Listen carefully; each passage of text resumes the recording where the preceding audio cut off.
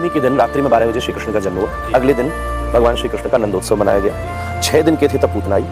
3 महीने के जब भगवान श्री कृष्ण थे तब उन्होंने शकटासुर का वध किया। जब 100 दिन के हुए उस समय नामकरण संस्कार किया गया। जब श्री कृष्ण 3 साल 2 महीने के थे तब आपके द्वारा दामोदर लीला जो पेड़ से बांधा गया वो लीला थी। 3 साल 3 महीने में आपका गोकुल छोड़ के नंदगांव वृंदावन आप माइग्रेट किए। नंद बाबा ऐसी एक कथा थी, माइग्रेशन हुआ था ना ब्रज में, पहले रहते थे गोकुल फिर नंदगांव। उसके बाद 3 साल 4 महीने में श्री कृष्ण ने वत्सासुर का वध किया जो कि बछड़े के रूप में आया था। 4 साल 4 महीने में आपने अघासुर का वध किया। 5 साल 2 महीने में श्री कृष्ण ने गौ चारण शुरू किया। तो 5 साल 2 महीने के थे पहली बार गैया को लेकर श्री कृष्ण यशोदा मैया से कहते तो मैं गैया चराऊंगा। उसके बाद में 6 वर्ष 9 महीने के थे जब आपने यमुना जी के ऊपर कालिया के ऊपर नृत्य किया। 7 वर्ष 2 महीने में श्री कृष्ण ने गोवर्धन को धारण किया।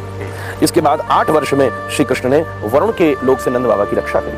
ये एक बड़ी प्रसिद्ध कथा है। नंद बाबा सवेरे सवेरे जल्दी उठ के यमुना जी नहाने चले गए। ऐसे 9 वर्ष की उम्र में आपने शंखचूड़ नाम का असुर का वध किया और पहली बार होली की लीला करी जो व्रज की सबसे फेमस है। उसके बाद 10 वर्ष 11 महीने में श्री कृष्ण ने केसी को मारा जिसके नाम से केशी घाट बना हुआ है और अक्रूर का फिर वृंदावन में आगमन हुआ। ठीक 11 वर्ष 1 महीने में श्री कृष्ण ने मथुरा में जाकर कंस का वध किया। उस समय 11 वर्ष 1 महीने के, टू बी वेरी प्रिसाइज। 11 वर्ष 5 महीने के श्री कृष्ण का उपनयन यज्ञोपवीत संस्कार हुआ। 11 वर्ष 7 महीने में आपने गुरुकुल जाकर उज्जैन में महर्षि संदीपन जी के आश्रम में विद्या अध्ययन किया। 14 वर्ष 2 महीने में आपकी कुब्जा से भेंट हुई। 15 वर्ष से लेकर 32 वर्ष तक हर साल एक बार जरासंध मथुरा के ऊपर आक्रमण करता था, तो हर बार श्री कृष्ण ने जरासंध के साथ युद्ध किया। उसके बाद 32 वर्ष की उम्र में श्री कृष्ण ने रुक्मिणी हरण करके विवाह किया। 33 वर्ष जब हो गए तब प्रद्युम्न का जन्म हुआ। 34 वर्ष से 40 वर्ष तक आपने भौमासुर का वध किया और विभिन्न प्रकार के जो श्री कृष्ण के इतने विवाह हैं वो उसी वर्षों में संपन्न होते हैं। 45 वर्ष में आपने व्रजवासियों से कुरुक्षेत्र में फिर से भेंट करी। उस समय सब लोग मिलने आए।